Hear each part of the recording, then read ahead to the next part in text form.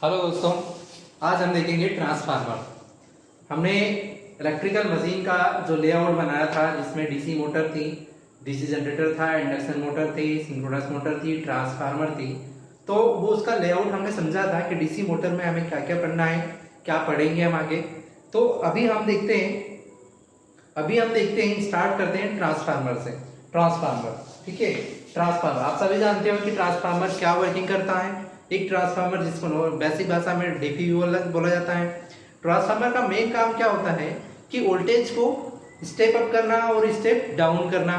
तो हम इसकी जो प्रिंसिपल होती है, इसकी वर्किंग होती है, इसमें क्या क्या चीज़ें रहती है, उन चीज़ों को हम समझने की यहाँ कोशिश करेंगे आज, ठीक है। तो हम देखते हैं ट्रांसफार्मर, यहाँ से स्टार्ट करता हूँ मैं। हम देखते हैं कि ट्रांसफार्मर,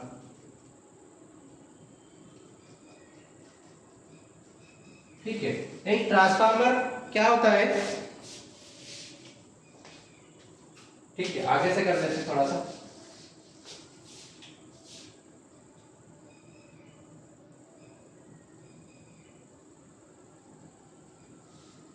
ट्रांसफार्मर,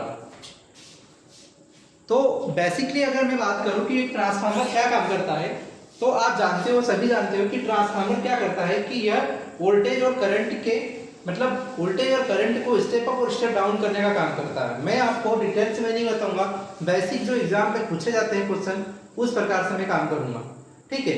ट्रांसफार्मर किस प्रिंसिपल पे काम करता है, वोल्टेज को क्या करता है, करंट को क्या करता है, क्या चीज इसमें चेंज होती है, क्या चीज नहीं होती है, इसमें कौन कौन सी चीजें को फिक्स करके रखा जाता है, कौन सी वेरी होती है, कौन सी वेरी नहीं होती है, इन चीजों को हम समझेंगे।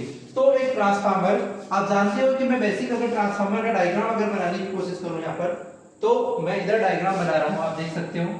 एक इस प्रकार से नॉर्मल हमारे पास ट्रांसफार्मर होता है, और उसके टाइप से देखेंगे, सारी चीजें यहाँ पर मैं क्लियर कर दूंगा आपको, ठीक है।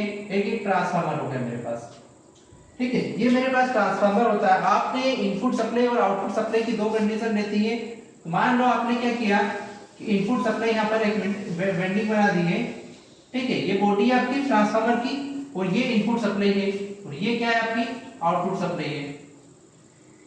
ये क्या है आपकी इनपुट सप्लाई और ये क्या है आपकी आउटपुट सप्लाई। यहाँ तक विजिबल है सभी को, ठीक है, ओके।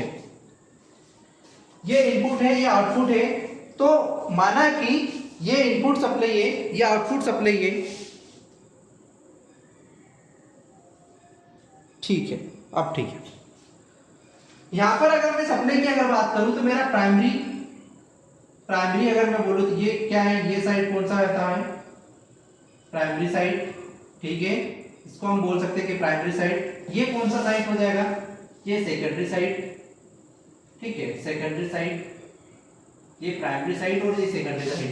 इसका मतलब क्या हो जाएगा, प्राइमरी साइड का मतलब क्या होगा ट्रांसफार्मर, ये प्राइमरी साइड जहां से सप्लाई आ रही है, इनकमिंग जो सप्लाई आ रही है ट्रांसफार्मर के पर, वो इनकमिंग सप्लाई हो जाएगी प्राइमरी साइड, ये सेकेंडरी कौन से आउट गोइंग हो जाएगी। अब ये ट्रांसफार्मर क्या करता है कि वोल्टेज और करंट को ट्रांसफर करता है, मतलब या तो आपको ज्यादा की जरूरत है तो ज्यादा करेगा, या कम की जरूरत है तो कम करेगा। सिंपल सी बात है कि ये कोई काम करने का डिवाइस नहीं है, सिर्फ वोल्टेज को कम और ज्यादा करने का काम करता है, बाकी इसके पास कोई काम नहीं होता है। समझ में आ रहा। तो हम देखेंगे प्राइमरी की अगर बात करें तो हमारे पास वोल्टेज और करंट की बात आती है। तो वोल्टेज और करंट की मतलब मान लो ये क्या आपका करंट I1, ये क्या है V1, ठीक है। और ऐसे प्रकार से इसमें देखेंगे तो ये क्या हो जाएगा V2, और ये करंट कौन सी हो जाएगी I2, सेकेंडरी साइड की करंट। अब सेकेंडरी साइड की करंट और प्राइमरी साइड की दो करंट होती है। तो यहाँ पर अगर मैंने बोला कि ट्रांसफार्मर वर्क क्या करता है कि वोल्टेज और करंट को चेंज करने का काम करता है, वोल्टेज और करंट को चेंज करने का काम करता है, ना कि पावर को। अब पावर में वोल्टेज और करंट दोनों आ जाती है, लेकिन कभी कभी क्वेश्चन पूछा जाता है कि इसमें क्या चीजें होती है। तो हमेशा याद रखना है कि वन फॉर्म से दूसरे फॉर्म में वोल्टेज को ट्रांसफर करता है, एक फॉर्म से दूसरे फॉर्म में वोल्टेज और करंट को क्या करता है, ये ट्रांसफर करता है। पावर अगर ऑप्शन आता है तो पावर को मत करना भाई, गलत हो जाएगा क्वेश्चन, ठीक है। तो यहाँ पर प्राइमरी और सेकेंडरी है। अब यहाँ पर बात आती है कि ट्रांसफार्मर किस प्रिंसिपल पे काम करता है, क्या क्या चीजें होती है। जैसे अगर समझता हूँ, मैं स्टार्ट करता हूँ ट्रांसफार्मर, एक एक मैं पॉइंट बना के लिखूंगा जो एग्जाम में पूछे जाते हैं, ठीक है। इसका काम क्या होता है कि एक फॉर्म से दूसरे फॉर्म में वोल्टेज और करंट को चेंज करता है। तो आप लिख सकते हो one form to another form converted, ठीक है, कन्वर्टेड क्या कन्वर्ट कर रहा है, वोल्टेज और करंट, वोल्टेज और करंट। अब हमारे पास क्या क्या चीजें रहती है, मैंने अगर जैसे कि उसमें लेआउट में मैंने बताया था कि डीसी जो होती है, डीसी सप्लाई पे ये ट्रांसफार्मर उपयोग में नहीं ले सकते हैं। और क्यों नहीं ले सकते वो मैंने बताया था कि उसके अंदर फ्रीक्वेंसी 0 होती है और यहाँ पर फ्रीक्वेंसी होती है। तो इंडिया में फ्रीक्वेंसी कितनी है आपके पास, 50%, 50 हर्ट्ज, 50 हर्ट्ज फ्रीक्वेंसी है। तो यहाँ पर अगर मैं फ्रीक्वेंसी की अगर बात करूं, मैं यहाँ पर अगर मैं फ्रीक्वेंसी की बात करूं तो आपने बोल दिया कि वोल्टेज और करंट को तो एक पंप से दूसरे पंप में कन्वर्ट कर रहा है। आपको स्टेप अप करना, स्टेप डाउन करना, उसके अकॉर्डिंग आप चेंज कर रहे हो वोल्टेज और करंट को। बट यहाँ पर क्या है कि फ्रीक्वेंसी कांस्टेंट है। फ्रीक्वेंसी क्या है, frequency without change of frequency,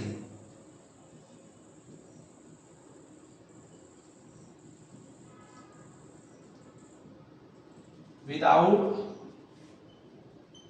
change of frequency.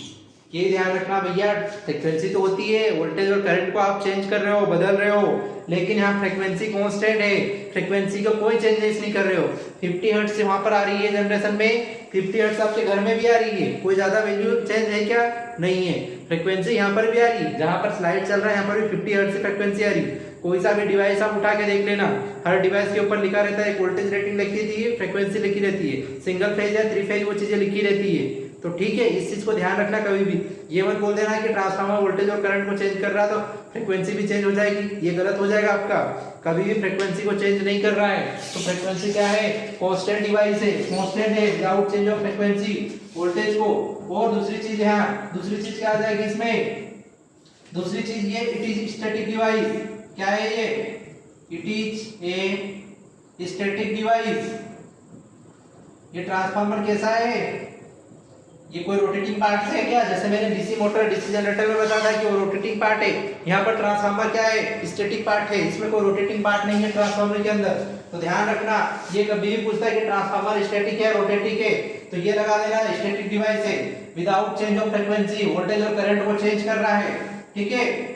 Transformer और किस प्रिंसिपल पे काम करता है, ट्रांसफार्मर किस प्रिंसिपल पे काम करता है, Faraday's law of electromagnetic induction. ध्यान रख लेना, ये प्रिंसिपल भी एग्जाम में आता है कि कौन से प्रिंसिपल पे काम करता है। तो आप लिखो, एक मिनट, आप लिखो electromagnetic induction, electromagnetic induction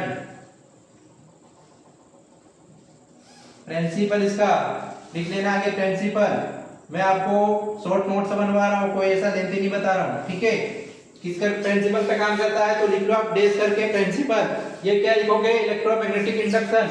electromagnetic induction के प्रिंसिपल पे काम करता है without change of frequency. It is ये क्या है, ट्रांसफार्मर, स्टैटिक डिवाइस है, एक फॉर्म से दूसरे फॉर्म में वोल्टेज और करंट को यहाँ पर चेंज कर रहा है, ठीक है। अब दूसरी चीज है कि यहाँ पर ट्रांसफार्मर, ये चीज हो गई main, transformer working principle, voltage और करंट को स्टेप अप और स्टेप डाउन करने का काम करता है। वोल्टेज, ये एक पॉइंट और लिख लो, यहाँ पर एक पॉइंट और लिख लो कि वोल्टेज एंड करंट क्या करता है, वोल्टेज एंड करंट को क्या करता है, step up and step down, ये चीजें पूछती है, step up and step down. Step up भी कर सकता है ट्रांसफार्मर, स्टेप डाउन भी कर सकता है। मैं बताऊंगा इसको करके कि स्टेप अप कैसे हो रहा है, स्टेप डाउन कैसे हो रहा है। बस आप तो ये देखो कि ट्रांसफार्मर क्या है, वन फॉर्म से दूसरे, एक फॉर्म से दूसरे फॉर्म में क्या है, वोल्टेज और करंट को चेंज कर रहा है without change of frequency. It is a static device. Transformer एक स्टैटिक डिवाइस है। किस प्रिंसिपल पे काम करता है, तो इलेक्ट्रोमैग्नेटिक इंडक्शन के प्रिंसिपल पे काम करता है। ये चीजें बस ट्रांसफार्मर के अंदर ये प्रिंसिपल में आ जाएगी, ये इसके अलावा आपको कुछ नहीं पढ़ना है, इसके अलावा आपको कुछ नहीं पढ़ना है। इतनी ही चीजें ट्रांसफार्मर से पूछी जाती है, बेसिक चीजें। अब पार्ट्स की बात अलग हो जाएगी, ये पार्ट से अगर अंदर की चीजें देखेंगे तो वो अलग हो जाएगी। बस यहाँ पर ये मेन थ्योरी की बात अगर करें तो थ्योरी में ये चीज देखना है कि वन फॉर्म से अनदर फॉर्म में converted voltage and current without change of frequency, it is static device. इस प्रिंसिपल पे काम करता है, तो principle of electromagnetic induction, voltage को स्टेप अप कर सकता है, स्टेप डाउन कर सकता है। अब बात आती है कि ट्रांसफार्मर आपका है, ये तो आपका ट्रांसफार्मर है, ठीक है। आप स्टेप अप स्टेप डाउन कैसे करेगा। अब दूसरी चीज एक और लिखना, एक और भैया याद आ रही है, एक और नई नई चीजें निकलेगी यहाँ से। ये क्या है, यहाँ पहले देखो डायग्राम में, यहाँ पहले डायग्राम में आप देखो कि ये प्राइमरी वेंडिंग और सेकेंडरी वेंडिंग, मुझे ये बताओ कि ये प्राइमरी है या सेकेंडरी वेंडिंग है। अब ये दोनों एक दूसरे से कनेक्टेड है या आइसोलेट है। आइसोलेट का मतलब समझते हो, अलग अलग, दोनों एक दूसरे से अलग अलग। ये तो आपकी कोर है, ये तो आपकी ट्रांसफार्मर की बॉडी है, आपने देखी होगा बहुत बड़ा ट्रांसफार्मर लगा रहता है, ये ट्रांसफार्मर की कोर है जो बॉडी है।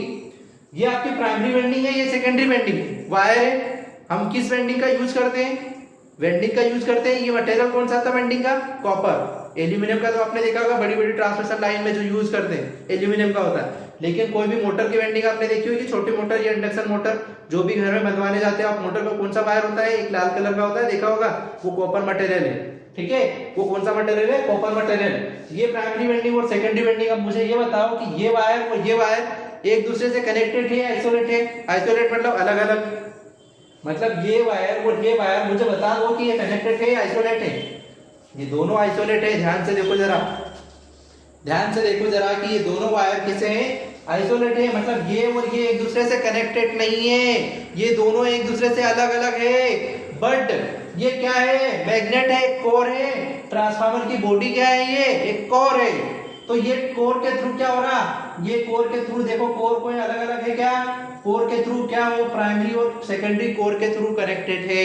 लेकिन इलेक्ट्रिकली वायर के थ्रू कनेक्टेड नहीं है। वायर क्या है, यहाँ इलेक्ट्रिकली वायर आइसोलेट है, लेकिन मैग्नेटिकली कपल्ड है।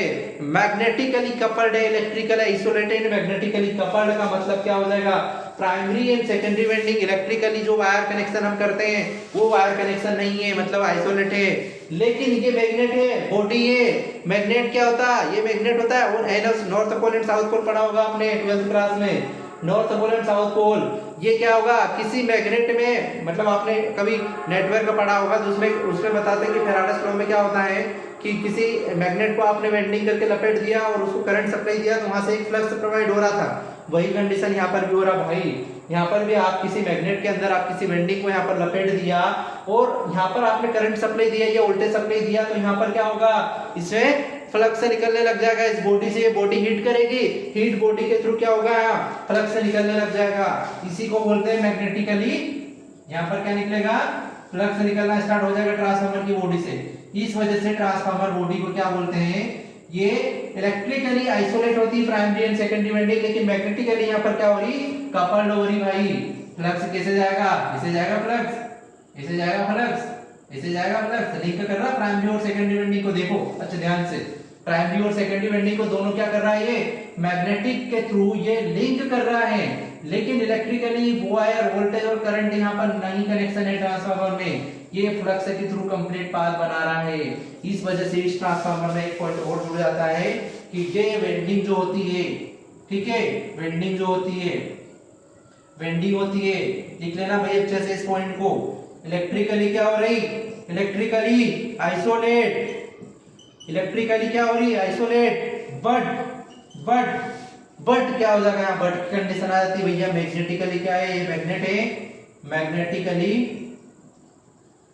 मैग्नेटिकली कनेक्टेड है, मैग्नेटिकली कपल्ड बोल सकते हो आप, ठीक है, मैग्नेटिकली कपल्ड या फिर कनेक्टेड बोल सकते हो आप। देख लेना भैया स्पेलिंग थोड़ा मिस्टेक है। मैग्नेटिकली कपल्ड है, ठीक है, कपल्ड है बट इलेक्ट्रिकली आइसोलेट है। मैग्नेटिकली कपल्ड है बट इलेक्ट्रिकली क्या है, यहाँ पर आइसोलेट है। तो ट्रांसफार्मर में कितने पॉइंट हो गए, 1 2 3 4 5 6। First condition, transformer without change of frequency, कभी चेंज नहीं करता फ्रीक्वेंसी को, ये पॉइंट ये ध्यान रखना। इट इज स्टैटिक डिवाइस, किस प्रिंसिपल पे काम करता है, इलेक्ट्रोमैग्नेटिक इंडक्शन पे। प्राइमरी और सेकेंडरी वाइंडिंग कैसी है, यहाँ पर इलेक्ट्रिकली आइसोलेट है बट मैग्नेटिकली मैग्नेट के थ्रू क्या हो रही है, यहाँ पर कनेक्टेड है। और कौन सा बचा है, वोल्टेज और करंट को volt step up volt step down कर सकते हैं, ठीक है। इतनी चीजें ट्रांसफार्मर में याद रख लेना आप लोग, इतनी चीजें नोट कर लेना, हम आगे बढ़ते हैं। इतनी चीजें याद कर लो, हम आगे बढ़ते हैं। अब देखते हैं ट्रांसफार्मर की, ये चीजें नोट कर लो, हम आगे बढ़ते हैं।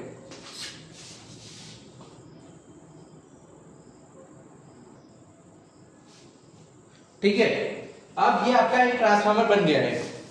ये आपका आपका ट्रांसफार्मर है, ठीक है, ये आपका एक ट्रांसफार्मर है।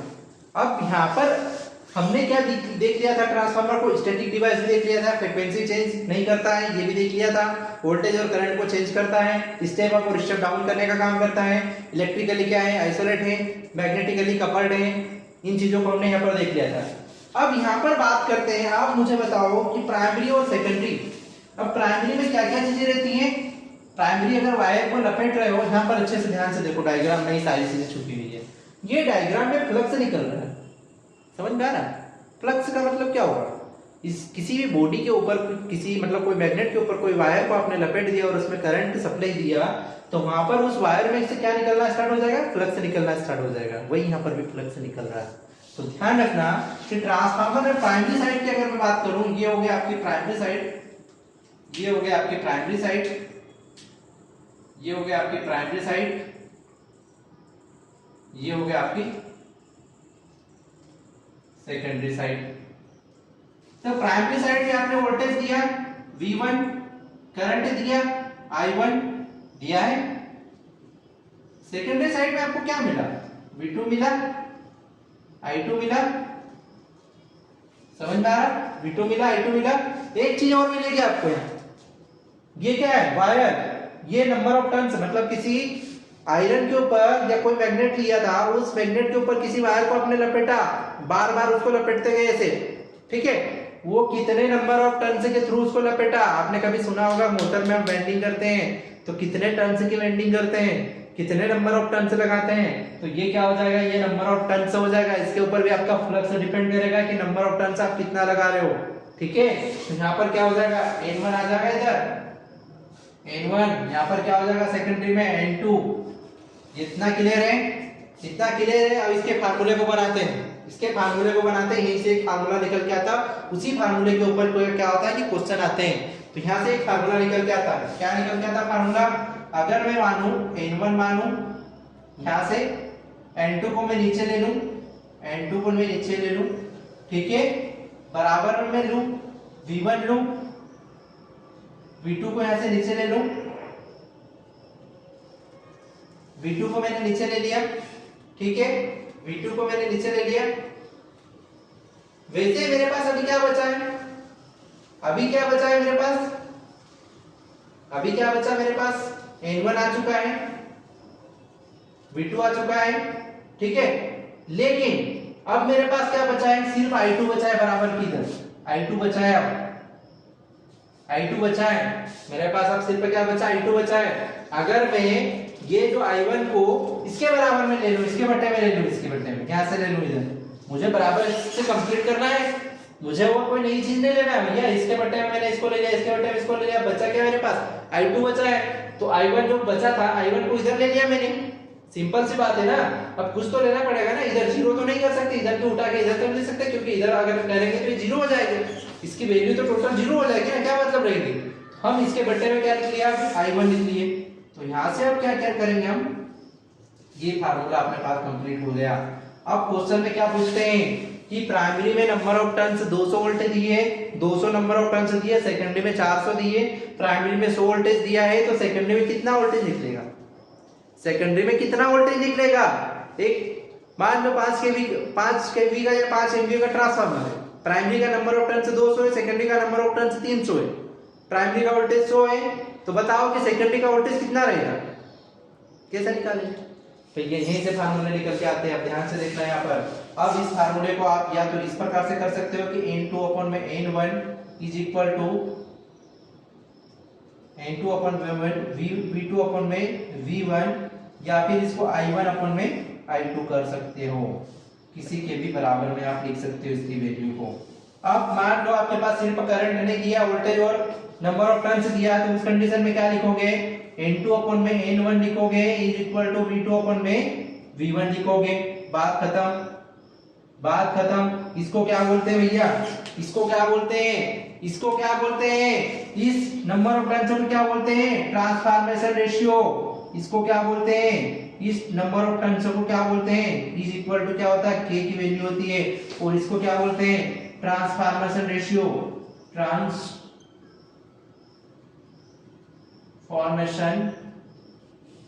Ratio, transformation ratio. एक टर्न्स रेशियो आता है, ट्रांसफॉर्मेशन रेशियो आता है, दोनों में कंफ्यूजन मत होना भैया। एक ट्रांसफॉर्मेशन रेशियो आता है, एक टर्न्स रेशियो आता है। इसका मतलब क्या हो जाएगा, ये ट्रांसफॉर्मर रेशियो मतलब सेकेंडरी से प्राइमरी में जा रहे हैं आप। सेकेंडरी देखो ऊपर है, नंबर ऑफ टर्न से सेकेंडरी ऊपर है, नंबर ऑफ टर्न से यहाँ पर नीचे n1, नंबर ऑफ टर्न से सेकेंडरी n2 ऊपर है, n1 नीचे है। इसको बोलते हैं ट्रांसफॉर्मेशन रेशियो। और वहीं अगर मैं बात करूं कि n1 अपॉन में n2 is equal to k, इसको आप बोलते हो टर्न्स रेशियो, इसको बोलते हैं आप टर्न्स रेशियो। भैया यहाँ पर देख लेना ध्यान से, इसको नोट कर लेना, नोट डाउन कर लेना। n2 अपॉन में n1 is equal to k, इसको बोलते हैं transformation ratio. n1 upon n2 is equal to k, इसको बोलते हैं टर्न्स रेशियो, ट्रांसफार्मर का टर्न्स रेशियो। तो यहाँ पर कभी गलती नहीं होना चाहिए आपकी, क्योंकि यही फार्मूले है, इसी फार्मूले के बेसिस पे आपको न्यूमेरिकल करना होता है और इसी फार्मूले के बेसिस ट्रांसफार्मर के न्यूमेरिकल क्वेश्चन आते हैं। एक फार्मूला और होता है ट्रांसफार्मर का, अगर आप फ्लक्स इंक्लूड करेंगे यहाँ पर विदाउट चेंज ऑफ फ्रीक्वेंसी, तो यहाँ पर एक फार्मूला निकल के आता है। मैं डायरेक्ट इस फार्मूले पे जा रहा हूँ, जो इलेक्ट्रोमैग्नेटिक इंडक्शन की, इलेक्ट्रोमैग्नेटिक फोर्स की इक्वेशन के थ्रू एक फार्मूला निकल के आता है, जिसको डायरेक्ट फार्मूला लिख रहा हूँ 4.44। भैया ये रटने की चीज है, ये कोई सॉल्यूशन की चीज नहीं है, मैं बोल दूं ये रटने की चीज है।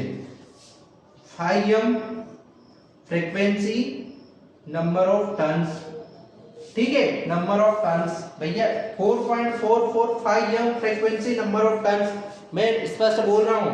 4.44 कांस्टेंट वैल्यू है।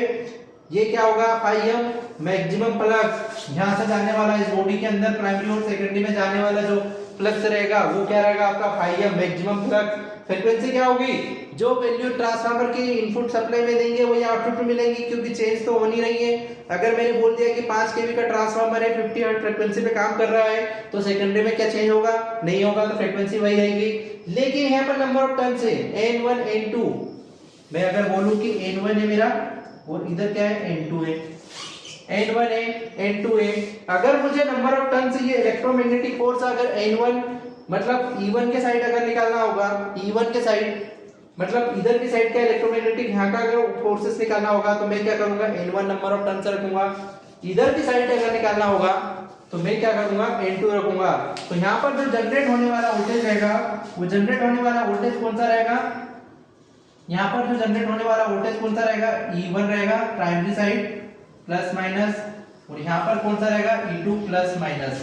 यहाँ पर नंबर ऑफ टर्न्स कौन सा होगा, n1, नंबर ऑफ टर्न्स कौन सा होगा, ये सेकेंडरी। E1 और E2, E1 और E2 क्या है, E1 E2 वोल्टेज है, सॉरी ये वाला E2। तो अगर मैं यहाँ पर n1 का फार्मूला ये लिख लिया मैंने इलेक्ट्रोमैग्नेटिक फोर्स का, तो EMF2 का अगर लिखूंगा तो ये कैसे हो जाएगा, 4.445 f फ्रीक्वेंसी कांस्टेंट है, इन नंबर ऑफ टर्न्स यहाँ पर चेंज हो गया। दो फार्मूले हैं और ये फार्मूले इसको बोलते हैं ट्रांसफॉर्मेशन रेशियो। n2 अपॉन में n1 की वैल्यू को ट्रांसफॉर्मेशन रेशियो बोलते हैं। वैसे अगर n1 अपॉन में n2 की वैल्यू को टर्न्स रेशियो बोलते हैं। ये ट्रांसफार्मर का आपका मेन डायग्राम है, ये फार्मूला है। ये फार्मूला एग्जाम में डायरेक्ट पूछा जाता है कि ट्रांसफार्मर का कौन सा फार्मूला होता है। ये फार्मूला ट्रांसफार्मर का पूछा जाता है, ये फार्मूला पूछा जाता है, ये फार्मूला पूछा जाता है। अब एक बात यहाँ पर ध्यान रखना इस फार्मूले में कि n1 और n2 मैंने लिख दिया है, तो ऐसा नहीं कि आप n1 और n2 ढूंढने बैठ जाओगे। अगर न्यूमेरिकल आता है क्वेश्चन में, ऑब्जेक्टिव में, तो डायरेक्ट इस टाइप से आता है। इलेक्ट्रोमैग्नेटिक फोर्स की इक्वेशन कैसी होती है, 4.44 मैक्सिमम फ्लक्स फ्रीक्वेंसी और ओनली n लिखा रहता है, only number of turns n लिखा रहता है, ना कि n1 और n2 नहीं लिखा रहता है। अगर वो बोलेगा कि प्राइमरी साइड अगर बोलेगा तो n1 लिखा रहेगा, अगर वो बोलेगा कि सेकेंडरी साइड तो n2 लिखा रहेगा।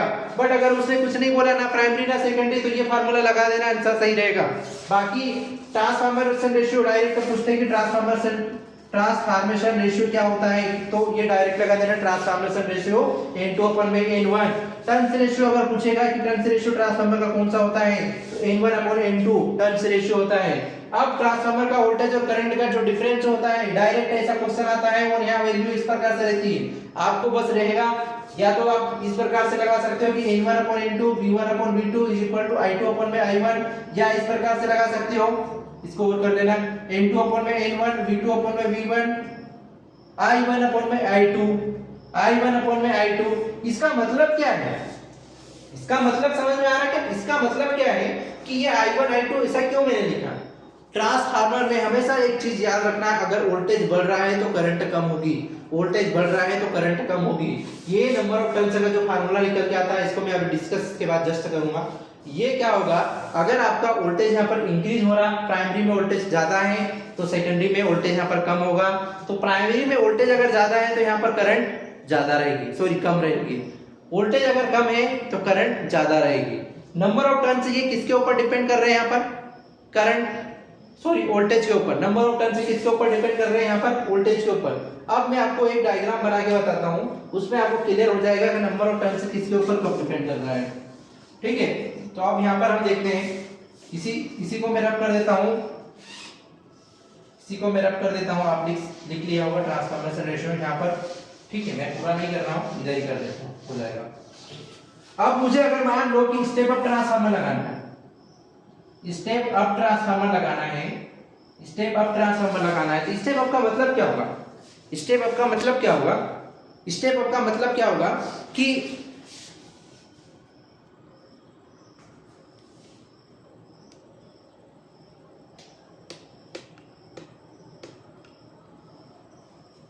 ठीक है, स्टेप अप का मतलब क्या होगा कि नंबर ऑफ टर्न्स प्राइमरी में कम है, सेकेंडरी में ज्यादा है। स्टेप अप मतलब, स्टेप अप का मतलब क्या हो जाएगा? यहाँ था मेरा, स्टेप अप ऊपर ले गया, यहाँ से मैं यहाँ ले गया, स्टेप अप कर दिया मैंने। इसका मतलब क्या हो जाएगा? एक नॉर्मल ट्रांसफार्मर है आपका, एक नॉर्मल ट्रांसफार्मर मैंने बना दिया। ठीक है, ये ट्रांसफार्मर की कोर हो गई, बॉडी हो गई। अगर बोलूं कि ट्रांसफार्मर की बॉडी हो गई, कोर हो गई, इस प्रकार से, तो मुझे ये बताओ कि यहाँ पर आपको क्या देखने को मिल रहा है? यहाँ पर आपको क्या देखने को मिल रहा है? नंबर ऑफ टर्न्स प्राइमरी में ज्यादा है या सेकेंडरी में? ये आपका प्राइमरी साइड, ये आपका सेकेंडरी साइड। सिंपल सी बात है, ये होगा प्राइमरी साइड, मैं लिख देता हूं, ये प्राइमरी हो गई, ये हो गई सेकेंडरी साइड। प्राइमरी साइड और सेकेंडरी साइड। तो प्राइमरी में आप देखो, ये नंबर ऑफ वायर्स मैंने क्या किया? ज्यादा कर रखा है। यहाँ पर क्या कर रखा है? कम कर रखा है। तो ये ट्रांसफार्मर कौन सा मेरा बन जाएगा? ये ट्रांसफार्मर मेरा कौन सा बन जाएगा भाई? क्या मैंने ये स्टेप लेवल क्या, स्टेप डाउन कर लेना है इसको, मैंने डायग्राम दूसरा बना दिया, स्टेप डाउन। ये ट्रांसफार्मर कौन सा बन जाएगा यहाँ पर? स्टेप अप कभी मत बोलना इसको, स्टेप डाउन, क्योंकि नंबर ऑफ टर्न्स यहाँ पर ज्यादा है, सेकेंडरी में नंबर ऑफ टर्न्स कम है। इसका मतलब कौन सा ट्रांसफार्मर हो गया आपका? Step down. तो वोल्टेज प्राइमरी में अगर मैं यहाँ अगर बात करूं मैं N1, यहाँ पर N2, V1, V2, तो कैसे फार्मूला बनेगा? V1 अपॉन में V2, N2 अपॉन में, सॉरी N1 अपॉन में N2। ये क्या होगा? मतलब वोल्टेज अगर ज्यादा है, इसका मतलब क्या हो जाएगा? नंबर ऑफ टर्न से भी ज्यादा है। वोल्टेज अगर कम है तो नंबर ऑफ टर्न से भी कम है। मान लो एग्जांपल के लिए एक एग्जांपल लेता हूं, मैं एक एग्जांपल ले रहा हूं। यहाँ पर मेरे पास 500 केवी का ट्रांसफार्मर है। ठीक है, 500 केवी का एक ट्रांसफार्मर है, 50 हर्ट्ज के फ्रीक्वेंसी पे काम कर रहा है। वो नंबर ऑफ टर्न्स प्राइमरी के मैंने दे दिया है कि प्राइमरी में जो वोल्टेज है, ठीक है, ये प्राइमरी साइड का वोल्टेज है। मैंने अगर बोला कि प्राइमरी का वोल्टेज कितना है, प्राइमरी साइड का 400 वोल्ट है, 400 वोल्ट है। सेकेंडरी साइड का कितना है? सेकेंडरी साइड का 200 वोल्ट है। और एंड प्राइमरी की जो नंबर ऑफ टर्न्स था, प्राइमरी में नंबर ऑफ टर्न्स था, यही क्वेश्चन आता है भैया, ऐसे ही आता है। नंबर ऑफ टर्न्स कैसा था? प्राइमरी में 50 था। तो मुझे बताओ कि आपका प्राइमरी वोल्टेज भी दे दिया, सेकेंडरी वोल्टेज भी दे दिया, तो प्राइमरी नंबर ऑफ टर्न्स दे दिया यहाँ पर। तो मुझे बताओ कि सेकेंडरी में कितना रहेगा? सेकेंडरी में नंबर ऑफ टर्न्स कितने रहेंगे? नंबर ऑफ टर्न्स कितने रहेंगे सेकेंडरी में? कितने सेकेंडरी में रहेंगे? तो फार्मूला वही लगा दो जो अभी मैंने ऊपर लिखा था। जस्ट कौन सा आ जाएगा? V1 या V2 अपॉन में V1 इज इक्वल टू क्या था? N2 अपॉन में N1। भैया रख दो, V2 की जगह क्या रहेगा? सेकेंडरी वोल्टेज, V1 की जगह प्राइमरी वोल्टेज, N2 की जगह आपको निकालना था secondary number of turns, N1 की जगह रख दो नंबर ऑफ टर्न्स प्राइमरी। तो रखो, वैल्यू रखो। V2 कितना यहाँ पर दे रखा मैंने? V2 कितना दे रखा है? अब मुझे ये बताओ कि V2 प्राइमरी में 400 वोल्ट है, सेकेंडरी में कितना? 200 वोल्ट है। प्राइमरी में 400 वोल्ट है, सेकेंडरी में 200 वोल्ट है। तो ये ट्रांसफार्मर कौन सा बन गया मेरा? ये ट्रांसफार्मर कौन सा बन गया यहाँ पर? स्टेप डाउन, क्योंकि सेकेंडरी में कम लग रहा है। तो मुझे ये बताओ कि नंबर ऑफ टर्न्स अगर प्राइमरी में 50 टर्न्स है तो सेकेंडरी में नंबर ऑफ टर्न्स इससे भी कम होना चाहिए।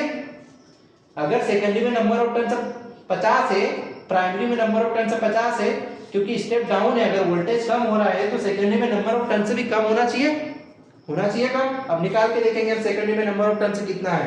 तो V1 की वैल्यू रखो, V1 V2 की कितना रखो 200, ये V2, ये V1 रख दो, कितना है V1 400। आपको N2 निकालना था, N1 के नंबर ऑफ टर्न्स कितने हैं 50। यहां तक क्लियर है सभी को? अब इसको काट दो, यहां तक क्लियर है सभी को? आ गया यहां तक? अब पता चल जाएगा कि नंबर ऑफ टर्न्स सेकेंडरी में ज्यादा है या कम है। भैया 50 से कम आना चाहिए, ये 50 नंबर ऑफ टर्न्स है, इससे कम आना चाहिए, इससे ज्यादा नहीं आना चाहिए। ट्रांसफार्मर आपका गलत हो जाएगा नहीं तो। देखते हैं, 2 0 से 2 0 काट दिया, 1 से 1 दो बार में 1 2 बार में कट जाएगा, यहां तक कट गया। अब इधर देख लो, आगे आ जाओ, इधर आ जाओ, क्या निकला 1/2 is equal to N2 upon में कितना है 50 है, ये गुणा सबको करते आता है इसका मैथमेटिक्स। ये 50 उठ के कहां चले जाएगा, ऊपर चले जाएगा, N2 के साथ में कुछ नहीं बचेगा, तो मैं लिख सकता हूं direct N2 is equal to 50, ये 50 उठ के कहां चले गया, यहाँ ऊपर चले गया, अपॉन में क्या है 2 बचा था, इसके बट्टे में कितना है 1, कुछ नहीं है क्योंकि 50 उठ के इधर आ गया। अब कितना कट जाएगा, ये कितना कट जाएगा, नंबर ऑफ टर्न से कितना कट जाएगा, ये 50 उठ के आ गया, ये कितना हो गया, नंबर ऑफ टर्न से कितना हो गया 25, नंबर ऑफ टर्न से कितना हो गया 50 कट जाएगा, 2 दूनी 4 2 5 10। तो यहाँ मुझे बताओ कि नंबर ऑफ टर्न से कितना बचा 25, नंबर ऑफ टर्न से सेकेंडरी में कितना बचा भैया, सेकेंडरी में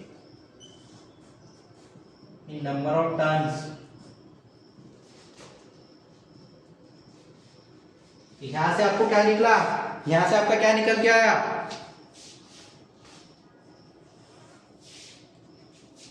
अच्छा दिख नहीं रहा है,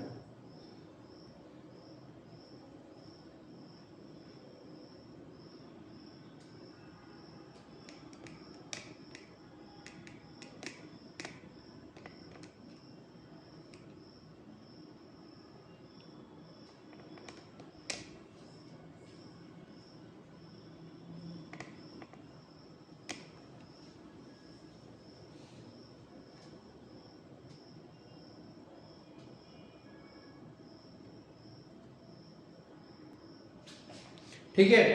अब वहां से जो निकल के आया था हमारे पास, क्या निकल के आया था, number of turns of secondary और number of turns of primary, वहां दिखाई नहीं दे रहा था इसलिए मैं ऊपर लिख रहा हूं इस बार। नंबर ऑफ टर्न्स मेरे पास V2, फिर से लिख रहा हूं V1 इज इक्वल टू क्या लिखा था N2 अपॉन में N1। अब यहां पर मैं फार्मूला रख दूंगा, V2 में कितना वोल्टेज है मेरा 200 वोल्ट है, V1 में कितना है 400 वोल्ट है, N2 मुझे निकालना था, N1 कितना है मेरा 50 है। अब इससे काट दो, कितने बार में 1/2, ऐसे घटेगा 1/2, ये 50 बटे में है तो ऊपर चले जाएगा इधर की साइड, तो मैं लिख दूं डायरेक्ट 50 अपॉन में 2 is equal to N2 upon में N, 1 बचा, कुछ नहीं है, इससे काट दो, कितना आ जाएगा 25।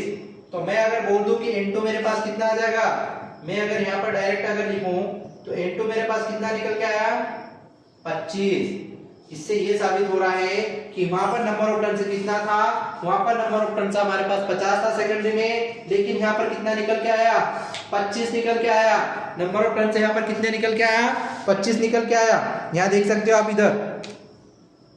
इधर देख सकते हो कि प्राइमरी में जो नंबर ऑफ टर्न्स था हमारा कितना था 50 था प्राइमरी में नंबर ऑफ टर्न्स, ये देखो यहाँ पर ये 50 था प्राइमरी में, लेकिन यहाँ पर सेकेंडरी में नंबर ऑफ टर्न्स कितना निकल के आया 25। इसका मतलब ट्रांसफार्मर प्राइमरी में वोल्टेज 400 था, सेकेंडरी वोल्टेज 200 था। नंबर ऑफ टर्न्स क्या हो रहा है, ये ट्रांसफार्मर कौन सा था, स्टेप डाउन था। नंबर ऑफ टर्न्स अभी यहाँ पर क्या हो रहा, प्राइमरी में 50 था तो सेकेंडरी में इससे भी कम होना चाहिए, क्योंकि ट्रांसफार्मर हमारा सा कौन सा है, स्टेप डाउन ट्रांसफार्मर है, इस वजह से नंबर ऑफ टर्न्स सेकेंडरी में कम होना चाहिए।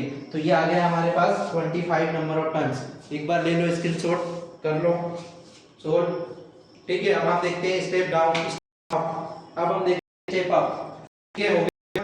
अब देखते हैं स्टेप अप, मैं अब इसको रफ कर देता हूं। अब देखते हैं हम स्टेप डाउन तो देख लिया हमने, अब देखते हैं ट्रांसफार्मर को स्टेप अप।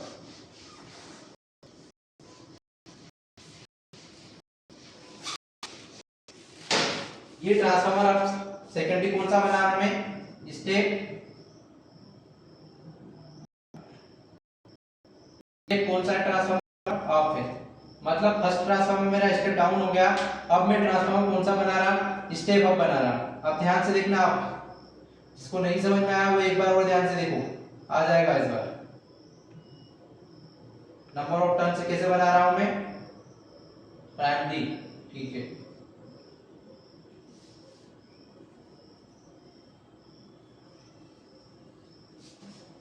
अब यहां पर भी 4 है, यहां पर ठीक।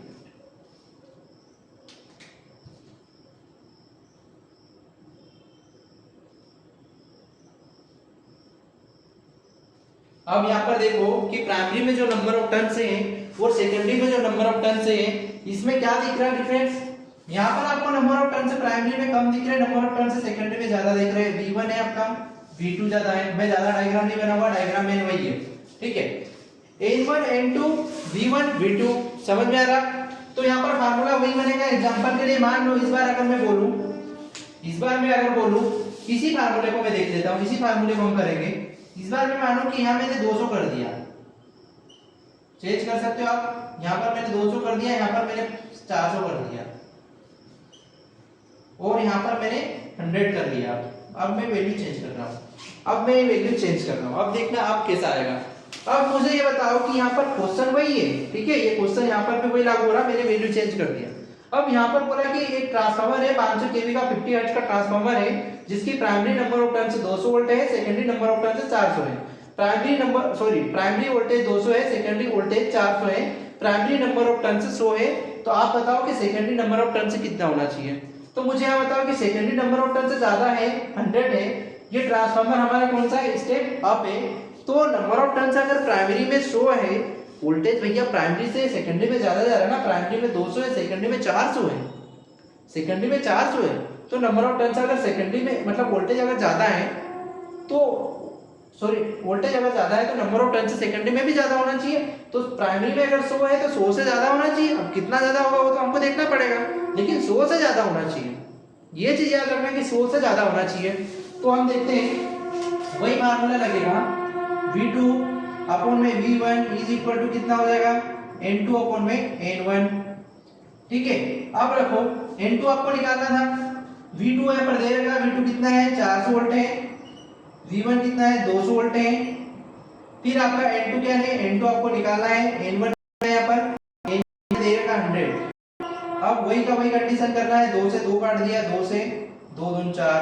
अब ये 100 जो बटे में इसके गुणे में आ जाएगा, 2 × 100 कर दूं मैं, इसके बटे में कुछ नहीं बचा था, N2 अपॉन में क्या था 1, कुछ नहीं, 1 से क्या मतलब है। तो यहाँ पर मुझे ये बताओ कि इसको N2 कर दो, ये कितना हो गया 200 इज इक्वल टू N2। तो यहाँ पर N2 कितना निकल के आया भाई साहब 200। ये आप देखो ना यहाँ, ये स्टेप अप ट्रांसफार्मर है, वोल्टेज अगर सेकेंडरी में 400 है तो नंबर ऑफ टर्न से भी प्राइमरी से ज्यादा होना चाहिए। तो प्राइमरी नंबर ऑफ टर्न से कैसे हो गए, सेकेंडरी में नंबर ऑफ टर्न 200 हो गए। तो इससे क्या साबित हो रहा है कि आपका स्टेप अप और स्टेप डाउन ट्रांसफार्मर यहाँ कंप्लीट हो चुका है। स्टेप अप ट्रांसफार्मर में वोल्टेज अगर बढ़ रहा है तो नंबर ऑफ टर्न भी बढ़ेंगे, ठीक है। सेकेंडरी में अगर वोल्टेज ज्यादा है तो नंबर ऑफ टर्न भी ज्यादा होना चाहिए, वो नंबर ऑफ टर्न अगर प्राइमरी में कम है तो वोल्टेज भी आपका कम होना चाहिए। यहाँ से आपको क्लियर हो रहा है कि वोल्टेज स्टेप अप कौन सा हो रहा है, स्टेप डाउन कौन सा हो रहा है। दूसरी कंडीशन ट्रांसफॉर्मेशन रेशियो की बात आती है। एक क्वेश्चन और आता है कि ट्रांसफॉर्मेशन रेशियो ज्यादा किसमें होना चाहिए, कम किसमें होना चाहिए। इतना नोट कर लो, मैं ट्रांसफॉर्मेशन रेशियो करवा देता हूं। ये नोट कर लो, हो गया सभी का, ठीक है। वीडियो रोक के ले सकते हो आप, ठीक है। अब एक चीज यहाँ देखना, अब एक चीज देखना कि मैंने एक फार्मूला लिखवाया था N2 अपॉन में N1 is equal to V2 upon में V1 इज इक्वल टू क्या लिखवा था मैंने K। अगर मेरा स्टेप अप है, स्टेप अप ट्रांसफॉर्मर, ये डायरेक्ट क्वेश्चन आता है K का रेशियो क्या है। स्टेप अप ट्रांसफॉर्मर है तो नंबर ऑफ टर्न्स और वोल्टेज सेकेंडरी में ज्यादा होंगे या कम होंगे। यहाँ देखा था अभी voltage step up, number of turns कैसे दिख रही है, डायग्राम से ही दिख रहा है। सेकेंडरी में नंबर ऑफ टर्न्स ज्यादा है, मतलब अगर सेकेंडरी में नंबर ऑफ टर्न्स ज्यादा है तो के की वैल्यू 1 से ज्यादा होगी 1 से कम होगी, के की वैल्यू ग्रेटर देन 1 होगी या लेस देन 1 होगी। मतलब अगर मान लो कि 200 मतलब सेकेंडरी के नंबर ऑफ टर्न्स हैं, यहाँ पर 100 ये है, तो इससे काटा 1 से ज्यादा हो रही, कितना हो रहा 2 हो रही। मतलब के की वैल्यू क्या हो रही है, यहाँ पर के की वैल्यू क्या हो रही 2 हो रही।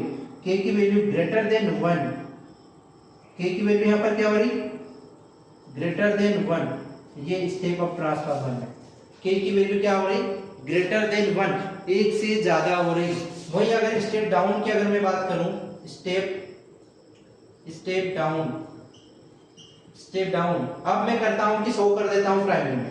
वही फार्मूला n2 अपॉन में n1 is equal to v2 upon में v1। ठीक है, n2 अपॉन में n1 v2 अपॉन में v1। तो मैं ज्यादा कहीं नहीं जा रहा हूं, फिर मैं यहाँ 100 कर देता हूं, इधर कर लेता हूं, मैं इधर में कर लेता हूं, आगे सेकेंडरी में 100 कर लेता हूं, प्राइमरी में 200 कर लेता हूं। ठीक है, अब काट के देखो ये क्या हो रहा, 1 से काटा 1/2 बचा, 1/2 मतलब कितना होगा 0.5। तो यहाँ पर मुझे बताओ कि के की वैल्यू कितनी हो रही, यहाँ पर आगे नोट कर लेना, ऊपर यहाँ पर आगे नोट कर लेना, क्योंकि ये अपना स्टेप डाउन स्टेप खत्म हो रहा है। यहाँ पर नोट कर लेना के की वैल्यू यहाँ पर 1 से ज्यादा हो रही है 1 से कम हो रही है, लेस देन 1 हो रही है।